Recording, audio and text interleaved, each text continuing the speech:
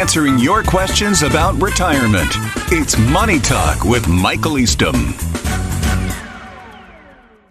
I want to keep working part-time, but I'm not sure how it'll affect my Social Security.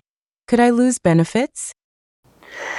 I get asked the question about whether or not you can work and take Social Security on a regular basis. And, there is something that you do need to be aware of.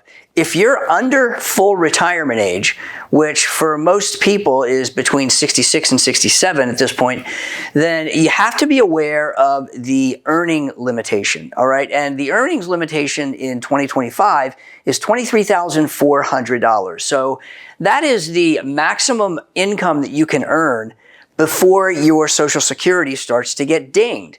And here's what I mean by that. If you earn over that income threshold and you're collecting Social Security, then you're going to have to pay back $1 for every $2 over that earnings threshold. Now that's very important because you can see that the top earning threshold isn't that high. Meaning that if you earn around $50,000 or so, then you could end up paying back all of your Social Security if you start it before full retirement age. Now, that's not necessarily bad news, right? Because I've had situations where people have started Social Security on their own and they're not aware of this earnings threshold, this income threshold. And so as a result, when they do their tax return the next year, they end up having to write a check back for the full amount of the Social Security they were paid. That's never a fun conversation to have. But I will tell you that the closer you get to full retirement age, the better off you are. You see, once you hit full retirement age, if you start Social Security at full retirement age, that earnings threshold is off the table. In other words, you can earn as much as you want and there's no penalty.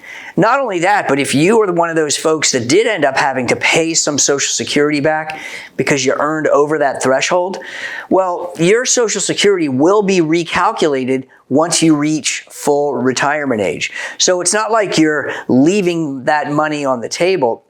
It's just that the IRS or the Social Security Administration through the IRS wants to make sure that you're actually retired or you've reached full retirement age so that you don't get that penalty as well. So making sure that making a good decision about working, that's really up to you. It's a personal decision. A lot of times I see retirees who just want to stay active. They want to stay busy or they love their work. And so as a result, working in their retirement is a no-brainer for them. They want to do it. Just make sure you understand the impacts if you decide, hey, I want to start Social Security and work part-time or full-time as well, especially if you're going to start Social Security before you reach full retirement age.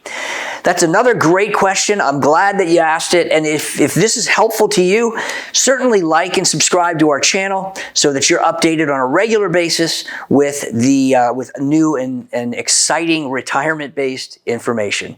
Thanks so much for that question.